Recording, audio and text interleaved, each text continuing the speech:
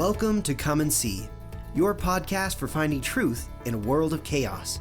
Brought to you by All for Jesus Living Waters Ministry. With host and founder Richard Case and co-host and retreat leader Kathy Ricconi. Join us every weekday at this time to discuss news, spend time in the Word, and receive answers to your personal questions about living life in God's truth. And now your host, Richard Case.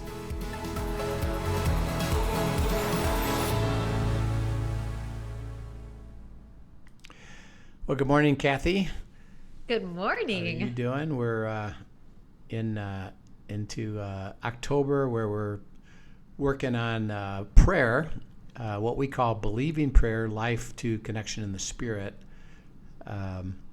It's such an important topic that we've done abiding, we've done covenant, we've done discerning God's will, we did overcoming fear, worry, and anxiety.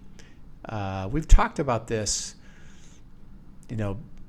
as part of how we function, but I think to set this out now as a deeper, profound truth, particularly in today's age, I think it's so critical. And of course, we shared a week ago or so about our daughter Michelle, and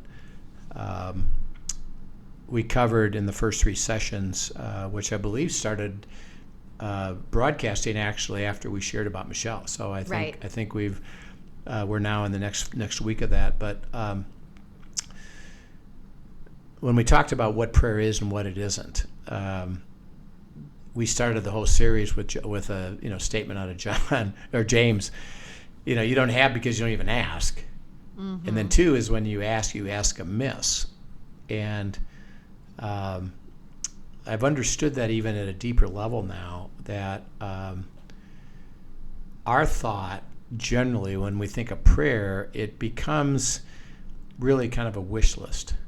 Mm-hmm. And I think I would like this a certain way, and right.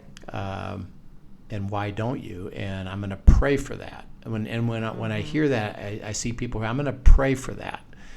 Well, what they're really praying for is a wish list. And one thing, as we've shared, with our daughter, particularly as we went through it, is that because of what we're going to teach about believing prayer, it's really a whole different level of just the beauty of relationship with God. Right. And because He's the King, and He knows best and none better, and He knows it all, and it's all driven by covenant. I'm going to bless you to make you a blessing, even into eternity. Mm-hmm. And I love you. Mm-hmm. And my love is greater than you can imagine.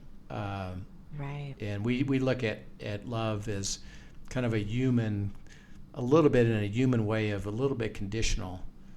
And there's truth about, if you don't walk in the Spirit, you're at enmity against God, but it still doesn't, affect His love toward us and His desire to be with us. And so the one thing that I did notice this, because of how we've been teaching this to our leaders and the small group and people all around us for so many years, and I did notice this. Nobody sent me an email and said, "I'm praying for your daughter's healing," because they know better. In a sense, they know better. Mm-hmm.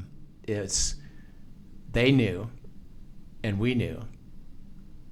Well, before we can make a declaration, we really see what he has. We really have to check in, and as they were themselves going to that place of what do you have to say about this, and see God, and this is where unity is so beautiful, by the way. Right. Is there's one Spirit, and He's resident within us, and He doesn't say, well, my will for this is, I'm going to tell you one thing, I'm going to tell somebody else differently. I say the same thing. And people started to reinforce, I'm hearing that this is actually God's will, that you go home. And it came to you, and you reinforced it, and other people reinforced it. And prayer, as we're trying to help people understand it, and Jesus really set it up, this is in John chapter 16, and he's literally, these are his last statements to his disciples. Mm-hmm. I mean, literally right before he prays to the Father, and then marches to Gethsemane, and then to his death. And he says, this is in John 16, verse 24 through 33. He says, having never prayed before, never asked anything in my name before, you now can learn how to do this, and you pray in my name. Mm-hmm. And of course they were saying, well, what do you mean? What do you mean by that? He said, well, think about, in a sense, why you guys have never, I've taught you the essence of prayer, and Luke 11, our Father who art in heaven, that prayer. He said, but you really have never had to pray. Mm-hmm. And he said, there's a real simple reason why not. Right, because he was right there. Well, you had me. The prayer was me. The prayer was our relationship. It was conversation. It was conversation. It was any question you had, we talked about. Anything that you were wondering about, we talked about. And I would make statements to you. And by the way, sometimes you didn't even want to talk about them. And I didn't push it. Like again, the example of they get in the boat, and he says, beware the leaven of the Pharisees and leaven of Herod. And of course, leaven in their mind was, about the bread.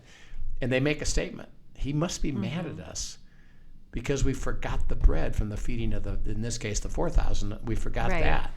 And he says, what are you we still don't get this? Why are you reasoning? You have me right here. Mm-hmm. You're trying to figure out even what I said.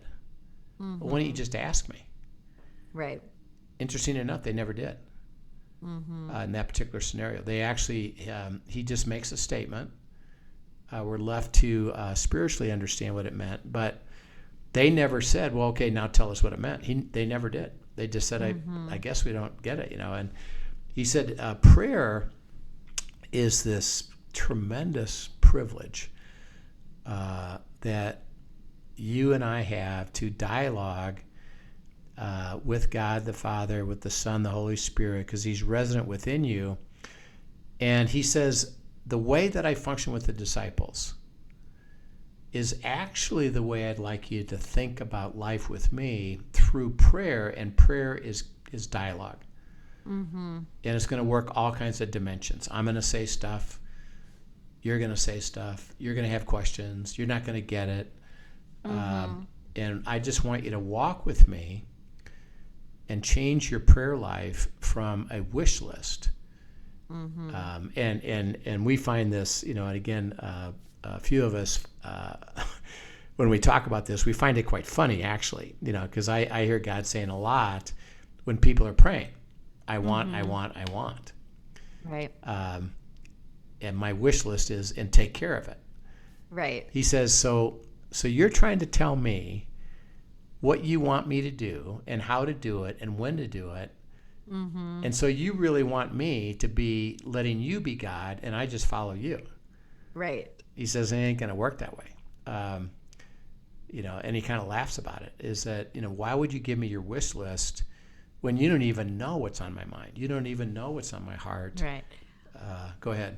Yeah, I was just going to say the other thing we do, I know we've talked about this a little bit, but we either go wish list in our prayer or we go worrying in God's direction in our prayer. And neither one is the conversational model that he has invited us to. When we worry in his direction, a lot of times we just, say everything that's on our mind that we're worried about. And they're like, basically, now you take it and run, instead of what do you have to say and how do you want to walk me in and through this? Yeah. And talk about a little bit more about that. So when you say that, so we've described, I wish, and I would like, and how come, and why don't you? When you say I worry in God's direction, tell a little bit more about that so that everybody can understand. Yeah, I kind of fall into that too. Yeah. Well, and that, I think about it. We hear it so often where, you have so many things heavy on your heart. My child is struggling in school. This is going on. I don't know how to help my parents. I don't know how to help my brother who's facing this. I just don't know. I don't know. God, please take care of it. Right. And then you come back the very next day and the same thing. I'm so worried about this. I don't understand this. I don't. And the heart is there, a heart of surrender, a posture of, okay, I know I can't, and I know it's you, but what we're missing when we worry in God's direction is the invitation to dialogue with him on it, and then allow him to show us how to step by step into what his will is, and let him deliver the supernatural, but us walking with him as he does. Yeah. And it even can go, in a sense, it can go global, in a sense where, I got a problem at school. My kid's got a problem at school. Mm-hmm. Can you just change all that leadership at the school? Right. Because you're all powerful, and what they're doing. Couldn't you just put this other candidate in? What they're doing isn't right, and can you just take care of everybody so that they deserve it, And God says, and He keeps reminding me of this, because when I hear these global prayers, particularly. He said, so it sounds like you'd like me to just put everything back to the Garden of Eden without Satan and just reestablish Earth based on that basis. Is that what you want me to do? Well, that does sound nice. Yeah. And, of course, the answer would be, yeah, how come? And, again, well, there's a truth behind that, which is, by the way, why believing prayer is so critical, is that, I gave authority to you, Adam and Eve, and mankind. You handed it to Satan.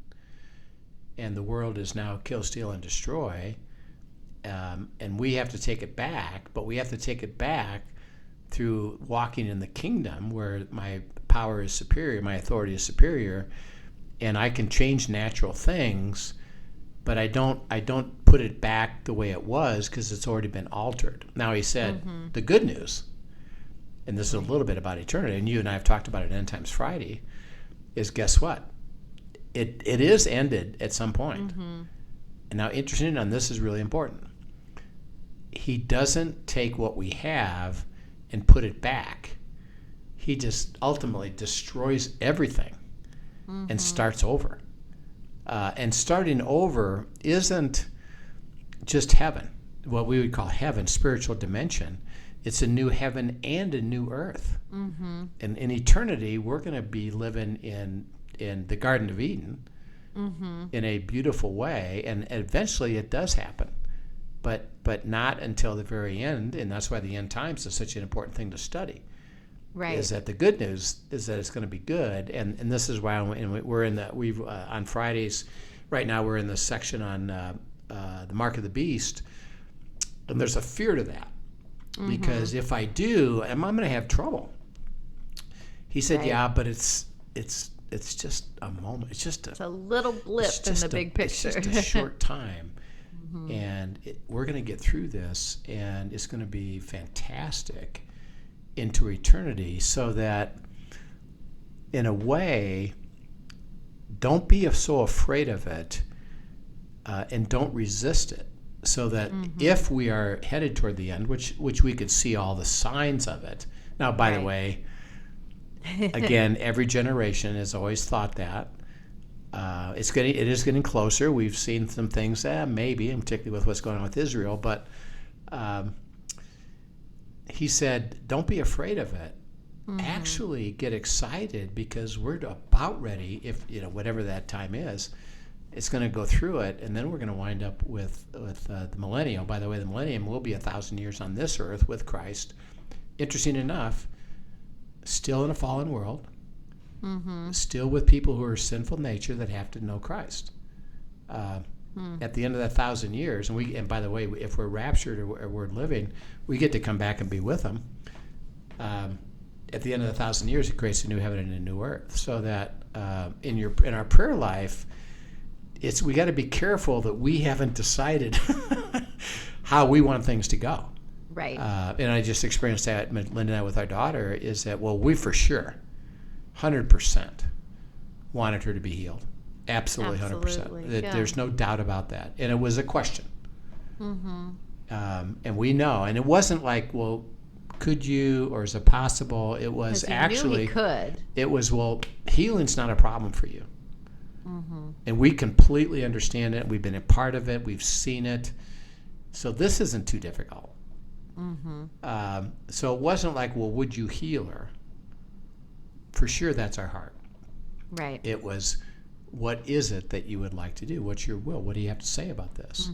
And if you go back on Thursday, September the 14th, we kind of go through a great story of all that, of what did God say and what did He confirm, and we had learned not to ask amiss. We had learned to ask, and we learned to ask in the power of what believing prayer is all about, so that it's the privilege of relationship. And basically, as we talked, this last couple times here, is just come and be with me. Come and enjoy the kingdom. Abide in me.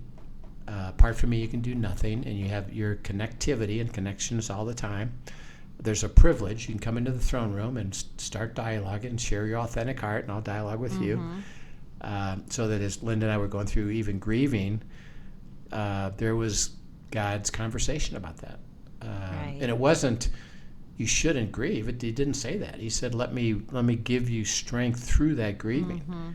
Yes, you are going to grieve. Yes, there's a time for loss. And there's going to be a process to There's going to be more to it. And you're going to have moments that's really going to hit you, and it's going to crush you. And but let me dialogue with you. So as we move into this next section, this is in Ephesians 5, 15 to 21, but it's kind of a beautiful statement about the relationship and what does that look like. So go to Ephesians 5 and read 15 through 21.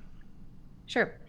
Does see then that you walk circumspectly, not as fools but as wise, redeeming the time, because the days are evil. Therefore, do not be unwise, but understand what the will of the Lord is. Excuse me. And do not be drunk with wine, in which is dissipation, but be filled with the Spirit, speaking to one another in psalms and hymns. I am so sorry. Speaking to one another in psalms and hymns and spiritual songs, singing and making melody in your heart to the Lord, giving thanks always for all things to God the Father in the name of our Lord Jesus Christ, submitting to one another in the fear of God. Yeah. So, again, think about the statement he makes here about relationship. It says, walk with me. Circumspectly means that you are, in a sense, you're aware and you're cautious, careful to follow. Make sure you're walking in the right place. And the walking in the right place is really simple. Are you going to walk with me or not? Right. So just spend your energy walking with me. And he says, redeem the time, because the days are what? Are evil. Okay, what days? The days we're walking. Yeah, our days. Our days. And that's what our day in, day out. So he says, and the word evil there, again, isn't dark, awful, black. It's because of the dark enemy, who's Satan, who's kill, steal, and destroy. But the world, because of it, the times that you walk in, the days that you walk in, are going to have trouble. And annoyances. You're going to have annoyances and frustrations and irritations and things that bother you and things that oppress you and things that come against you and things that don't work, and unfairness and things that are crazy. I've got a couple that we're working with right now, and they have a daughter in a Christian school. And what that Christian school, how they did with something against that girl that was completely unfounded, not true, but they would not process the truth. And they expelled her. Oh, wow. And they expelled her, including the husband and wife said, so I want to get this straight. You're expelling my daughter on hearsay. Yes. Oh, wow. Yes, we are. Oh. Yes. Like, what? What? Wow. Well, why? Because the days are evil, and because it's everywhere. And he says, first of all, don't be surprised that the days are evil. Right. And you can't, and this is something we got to understand. You can't avoid it.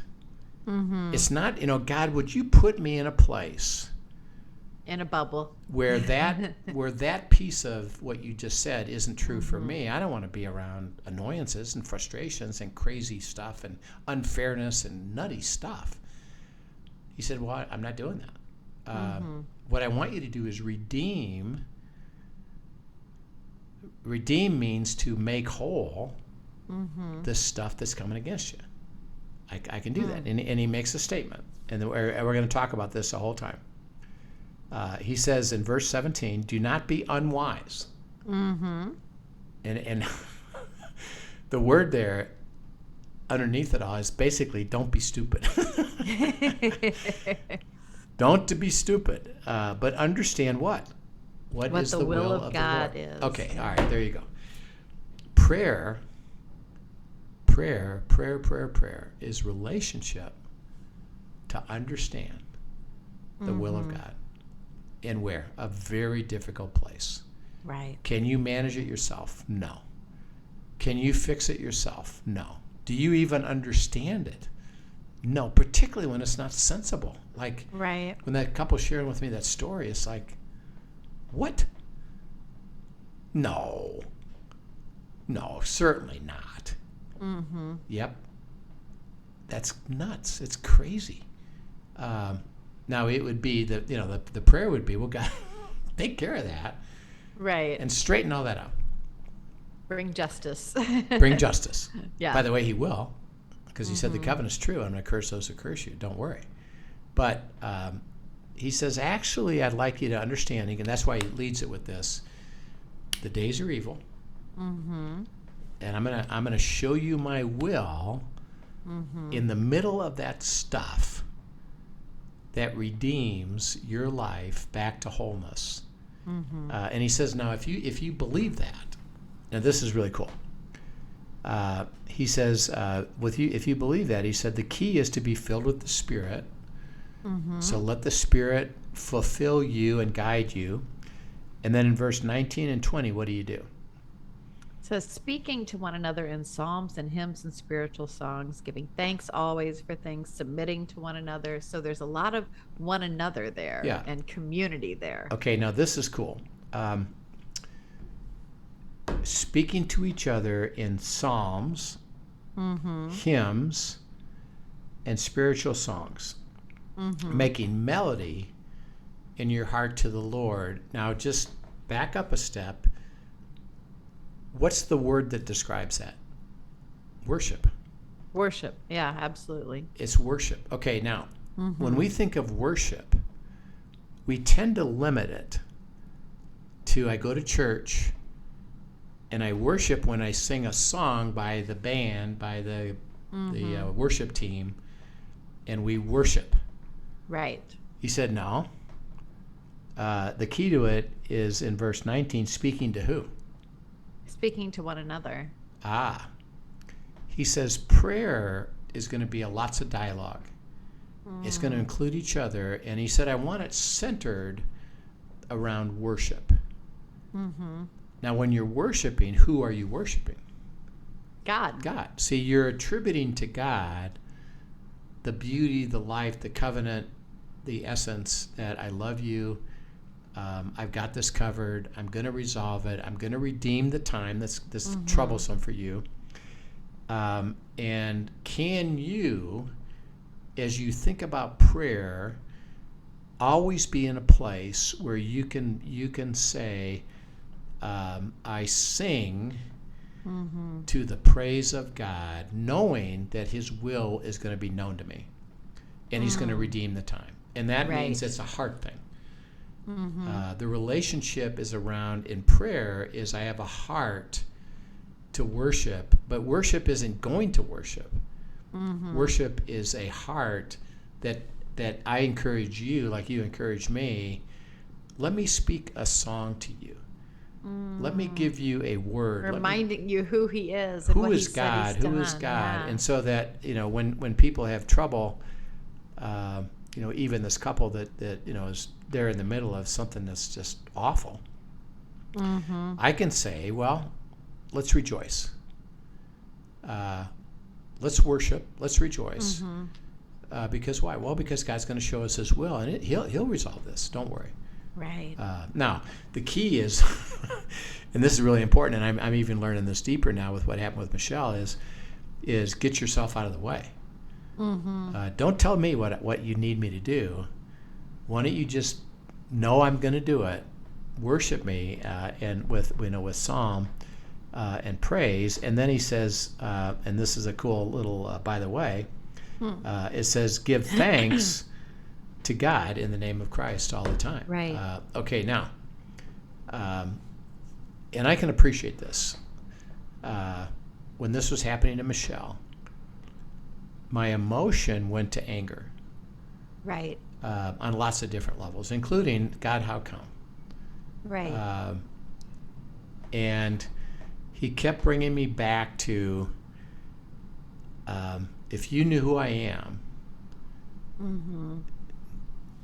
are you going to allow your heart to be thankful? Right. And it was not, this is really enjoyable. It wasn't enjoyable. Right. But I thank you because of what he says here, and that's what prayer's all about. You are going to reveal your will.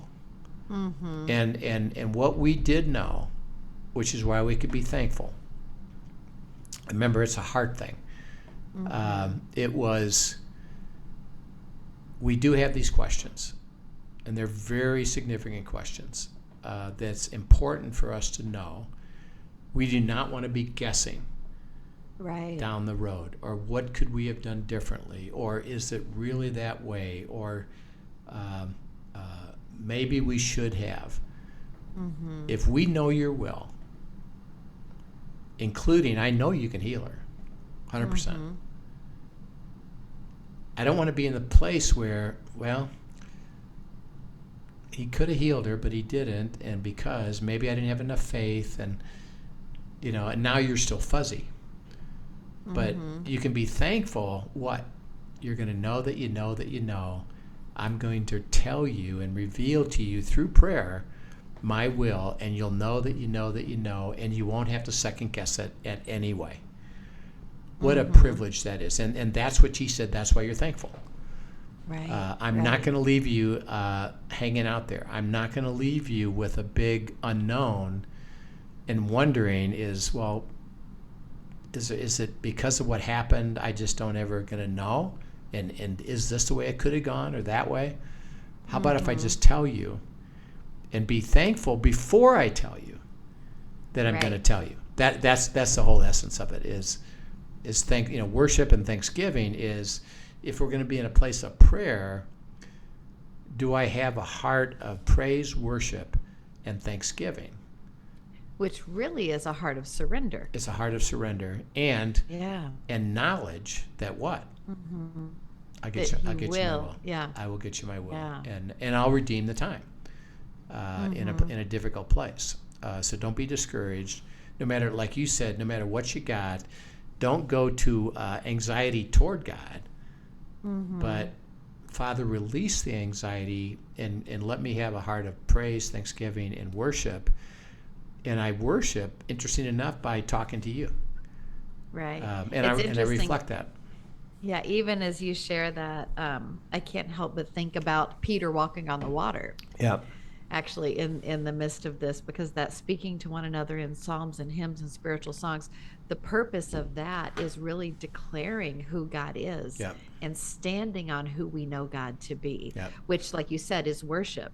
And when Peter was walking on the water and his eyes were on Christ, knowing who he was and what he was capable of, that was when he was able to walk in that miracle. When he stopped and he looked around at the storm and got his eyes off of that, that's when he got in trouble. And I think that same thing happens to us even in our prayers as we're, that's why it's so central. It's got to come back to, we stand on who he is, and coming and reminding each other who he is when sometimes we have our own doubts or Amen to that. Fear and everything else. Yeah. So it's it's a hard issue, and he said prayer is based upon your growing in praise, worship, and thanksgiving.